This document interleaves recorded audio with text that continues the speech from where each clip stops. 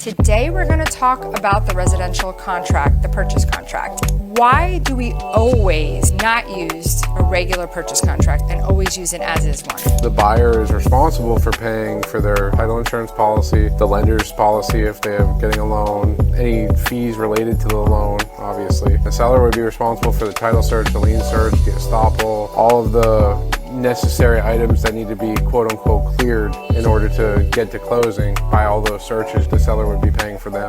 Line 194 and line 196. The seller shall pay installments due prior to closing and buyer shall pay installments due after closing. Installments prepaid or due for the year of closing shall be prorated. And then the next one is seller shall pay in full prior to at the time of closing any assessments allowed by the public body to be prepaid for any assessments which the public body does not allow prepayment. Most agents think it's for associations. It's not. It's for road assessments. Hi everyone, welcome to Making Money with Laura Sanders, and I am your host, Laura Sanders. Every week we talk about something that will help you make a little money, save a little money, or maybe just help you navigate this crazy little world that we live in. Today we're going to talk about the residential contract, the purchase contract, and I'm here with one of our amazing attorneys, Nick Fiorello with JK Closings.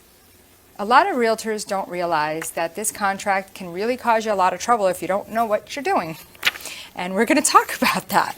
So, first of all, the contract has a lot of addendums that we don't even have with us today, and we're not really going to get into that. That would take hours. Yes, that could take hours. And there's a lot of new addendums that have just come out. But the addendum was just redone as of 12/14, or I should say the as-is purchase contract. My first question I want to ask before we get into the contract, because this, a lot of people ask me, why do we always, and I have never, maybe once in 24 years, not used a regular purchase contract and always use an as-is one? I mean, the as-is a lot more in-depth. It covers all the bases for any potential issue. Not all of them, I wouldn't say all of them, but a lot of them, for any potential issues that could come up. It's a lot clearer. And it is based on the name. It's an as-is contract. It's pretty clear that the contract is as-is in everything. But I don't think that's clear. Let me tell you why I don't think it's clear. Yeah. And I talk with the buyers and sellers all the time, right? So the seller says, well, it's as-is. And I say, you're right, it is as-is. However, the buyer has a right to do an inspection, and they can cancel the deal if they don't like what they see. And you have the right to not have to fix anything either. So that's where the as-is comes in. Because Right. the property at the end of the day is as-is. So they are showing the property. The buyer's making an offer on that property. The buyer does an inspection. They can or they cannot. That's part of the negotiation, whether that most likely it is.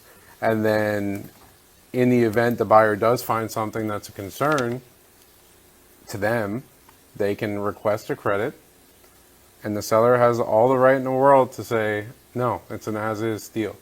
Whatever's included on that contract, on that paper, paragraph 1D has all that stuff that's included. Let's talk about that for a second. For sure. Okay. So apparently a lot of sellers don't read that. So I'm thinking about now, I send them an email, but nobody reads my emails. Definitely. To highlight some of this. So let's talk about what's important in this. And I actually just went on a listing appointment, and they sent me back, when I sent them over the listing agreement, they sent me back, we would like to take our washer dryer, which I'm like, that's not customary here. That is in places like Tennessee. They said they wanted to take their dishwasher. You see it, and that's... I was like, what? See it all the time. They wanted to take their drapery, which, in here it says you're going to leave your range, your oven, your refrigerator, your dishwashers. I'm not staying. Disposal, ceiling fans, lights, light fixtures, drapes, drapery rods, blinds, window treatments, smoke detectors, garage door openers, thermostats. Now, what if you don't have garage door openers? And you're conveying what you have. Okay. So if you don't have one of those things, you can either cross it out or it just doesn't apply because you don't have it. So what if you don't cross it out? If you don't cross it out, it's just you don't have it to convey. Okay. So, I mean, it's clearer if you cross it out. I'm Okay. always a fan of highlighting everything that you have versus don't have. I know you're very good at that with these extra addendums and Try to spell everything out for everybody. yeah. Is it television mounting hardware? So let's talk about that. That's a big one. The draperies are a big one. I had a client one time who had a draperies and drapery rods that were passed down in his family. And it wasn't included on the contract. And the buyer made a huge stink about it when the seller said they were taking them. But the buyer said that I made an offer based on the draperies. How much of that is the truth is kind of hard to determine. I have to tell you, there are times where I have purchased homes based on stuff like that. The draperies alone. I mean, Not alone, but that was their argument. So Okay. we had to come to an amicable if it was solution. passed down, I mean, maybe it really was that nice. I don't know. I didn't see pictures of them, but it was a huge fight that we had. I was representing the seller. We had a fight for, it was like over 2 weeks that we were arguing over this and the credit and stuff like that. And the buyer was really, they were threatening to sue. They were threatening all of this nonsense over drapes. And the one I see the most is the TV mounts. Okay, so the TV mounts, that's the other thing though. The TV mounts, they can leave the TV mounts, but there's a connection to the TV mounts that I see people are still taking with them. So then the TV mounts are no good. Generally, they have hooks that are pretty standard. So Oh, okay. if you can hook it on and snap it on, then you can get that. But that's should be part of the TV mount that's left. But a lot of people take the TV off the mount, and with the part of the mount that connects to the TV on the TV still, and they leave the mount on the wall, the rest of the mount on the wall. But a lot of the time is they take both. But it because they don't says realize that's in television there. mounting hardware. Yep. It doesn't say That's the the hardware. whole right that. That hook is the hardware, so it should okay. be included. So Okay. a lot of the time, People pack them up and then they're like, "Well, I have to get them when I unpack." Yep, exactly. So it becomes a problem when people don't highlight that section, don't read over it, and don't have an experienced realtor that tells them, hey, all of these things while you're negotiating can be negotiated in or out of the contract. Well, I also told a client, I was like, I'm sending this to you in advance just so you can review it. Security gate and other access devices, mailbox keys, storm shutters, protection items, and hardware. Some people take shutters because they're not thinking it's a fixture to the house. They're not accordion, like the aluminum Panels, shutters, yeah. the panels. And some people are like, hey, those are expensive. I don't want to pay for them, so they take them, not knowing they're on the contract. And then you have a situation on the day of closing when the buyer goes and does the walkthrough and they notice, or later on if they don't notice, What happens later on if they don't notice? they're going to have to approach the seller and then see if the seller will give them back, like they should per contract, or they might have to sue them. But then there's an argument on the seller side saying you did a walkthrough, you didn't see that, you didn't bring it up then, you know. So I don't know what the precedent or what the case would end up being in that instance. I don't know if it would go to full litigation over a couple panels of shutters, but you don't know. People are very litigious these days. Right. Want to argue over everything. So then, of course, we go through the standard stuff, you know, deposits and when they're due and time of acceptance and the closing date. And I find some of the biggest things that the agents don't do is it says to get it, you know, the parties to have an honor before on the acceptance date. And then the acceptance date is past the time and the contract gets signed, but nobody changes that date. I see that. What happens if that never gets done right? I mean, my first thing is to get an addendum. I know but you do an addendum. I know what you're going to say. Do an addendum. But I mean, the thing is to correct it. If you go through and go to closing and the closing agent doesn't catch it, which the closing agent usually should be doing their diligence when they get never a catch it. contract.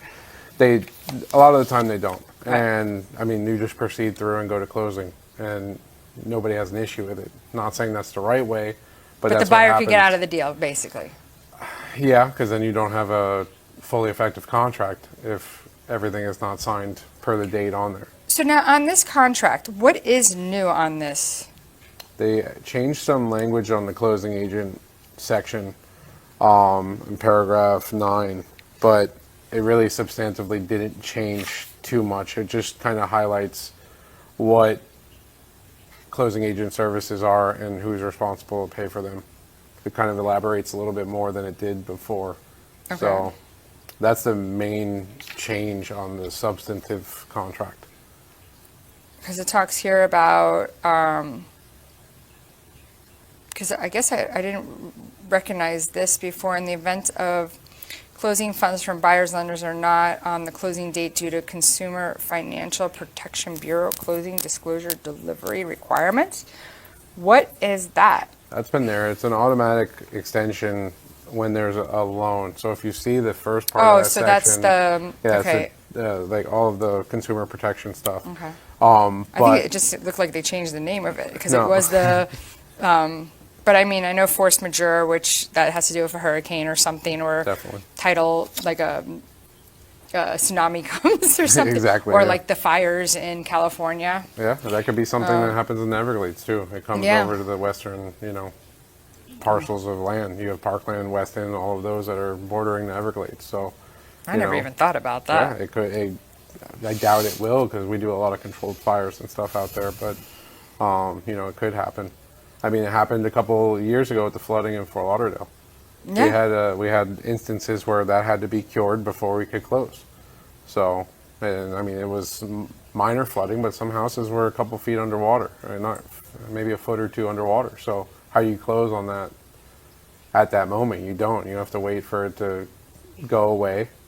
Then you have to search and determine the damage, and then fix the damage, in order to close. So. Well, and then we go on to, it talks about assignability and it talks about the financing. Financing's super important, and that's super important to have for both buyer and seller to have good representatives on your side, paying attention to the different aspects of the loan approval process for the buyer. For the buyer, it's important to have a good agent, first of all, that's on top of all the deadlines. There's a lot of deadlines for the buyer in this contract. So there are a lot of protections for the buyer, but there are a lot of deadlines that the buyer must meet. So there's a lot of risk on the line. There's a deposit at jeopardy. And so the buyer really needs to have a good agent, have a good loan officer or lender, and have a good representation, in terms of like if they have an attorney or closing agent, because then they need to be in contact with the lender. They need to know that they're moving through with the loan process according to the terms of the contract. And then at the end of the loan approval period, it's important, very, very important for the buyer, anyone from the buyer's side of the transaction, to give notice to the seller that they either obtain loan approval, they didn't obtain loan approval, but they're comfortable with their ability to obtain loan approval before closing, or they didn't obtain loan approval and they want to cancel the contract. If the buyer does not give any kind of notice in that particular section before the loan approval period were to expire, the contract turns into a cash contract. Then all of the contingencies in there related to the loan, that includes the CFPB requirements that you had talked about earlier, those go away for the buyer.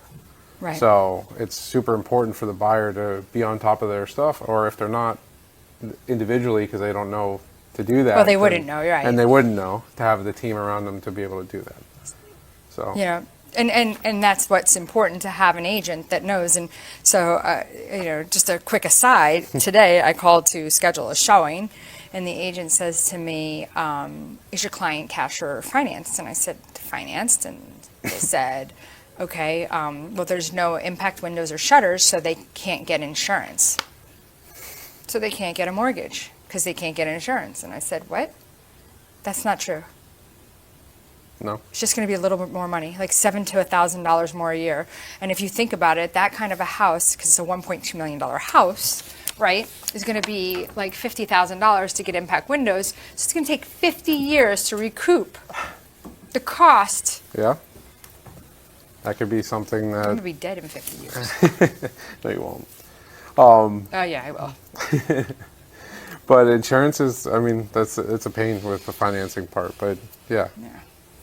Well, we're only on page 3 of 13, so let's go to left. commercial break. And when we come back, we're going to keep talking about this. I'm sure we're snoozing people, but we'll come It's back. important. It's important, and agents, you really need to know about this, so stay tuned. We'll be right back. At JK Closing Attorneys, we do all of the same things that a title company does, but with the benefits of being a law office. We can help with residential real estate, short sales, commercial real estate, refinances, 1031 exchanges, and FRIPTA withholding. Contact JK Closing Attorneys today at 954-332-3111. Again, that is 954-332-3111. Whether you're buying, selling, refinancing, or building your dream home, you have a lot riding on your loan specialist. Max Fish, a top 1% mortgage loan officer in the nation, will give you a same-day qualifying quote. Max Fish is committed to providing his customers with mortgage services that exceed their expectations. Ensuring that you make the right choice for you and your family is his ultimate goal. Contact Max Fish today at 954-729-6933 or max.fisch@nwmcorp.net. Hey everyone, and welcome to Making Money with Laura Sanders, and I am your host, Laura Sanders, and I am here with Nick Fiorello, and we are talking about the purchase contract, the as-is purchase contract, and the importance of it, and we're talking about so much in it. It's 13 pages, and that's without the addendums, and we're talking about, you know, a lot of the deadlines to keep up with, right? Why you need a good agent, passing by loan approval deadlines.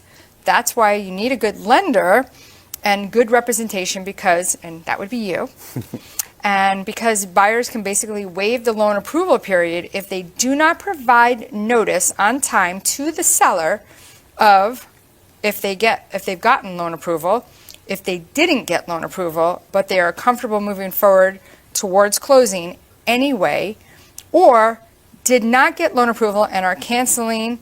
And so this is important, and I'll tell you why. Because a lot of people think that once you get through your inspection period, you're stuck. But that's not true. So that's why you got to dance around for a while, right? There could be several other contingencies laid out in the contract. Even if you're selling a condo, there could be what's called property conditions. There's property conditions, there's the condo approval. Right. That you have to wait on. That's something that could last 30 days, sometimes more, depending on the board or the right. They have management 30 company. business days from the time that they receive a full package. So if the buyer doesn't give them a full package, and what is a full package? Well, that's everything. So if they leave out the registration, and now they're given the registration 5 days later, now it's 30 business days from the time with which they receive every single document that's required. I've seen it with an ID. There was a... And they don't tell you. You got to keep... I call and follow up, and you know, I have additional people that I pay to help because no one person can stay on top of this. It's ridiculous. No, and in that instance with the ID, they had submitted the application in person, given the receptionist, whoever was at wherever they dropped off the package, the ID to make a copy, instead of putting it in the package. And that wasn't enough because whoever had the ID didn't make the copy and put it in with the package. So they needed a copy of the ID, and then it was 7 days later or 8 days later where they gave the ID, and the countdown started then. Right. So it can really... You got to make sure your agent's calling and saying, hey, did you receive everything? Yeah, X, Y, and Z. Right. Go through the whole list. There's a checklist. Yeah. Use a and they checklist. say, don't call us. We don't want to hear from you. They don't answer half the time. But when they do, it's, you know, you just call persistence is key. And when you get them on the phone, you can go through all of the different items. So then we talk about, we're in Broward County. So in Broward, the buyer picks and pays for title, not the seller. Yep. The buyer selects the closing agent.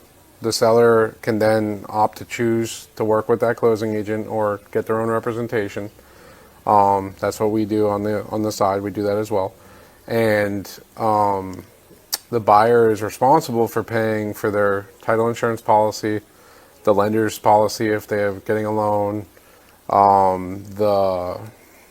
any fees related to the loan, obviously. And then the seller would be responsible for the title search, the lien search, the estoppel, all of the necessary items that need to be quote unquote cleared in order to get to closing. By all those searches, the seller would be paying for them. They pay for their own attorney fees. They pay for any fees that are responsible for clearing title. If you need to record something, you need to do any of that. And they're also responsible for the documentary and stamp tax, so which is the quote unquote sales tax that's based on the purchase price. So that's where you're at in Broward, but that's not to say that Broward Miami provision needs to be selected in Broward Miami. It doesn't need to.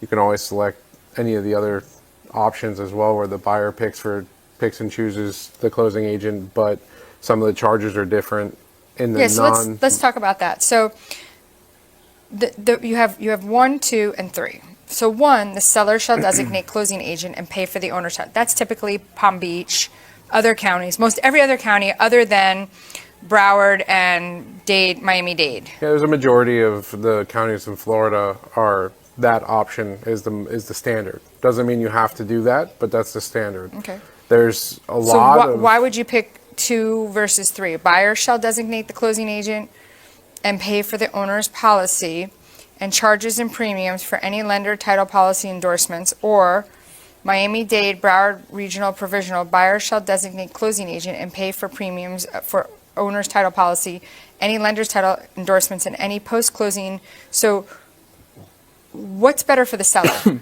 2 or 3? 2. And that is strictly to save them a couple $100.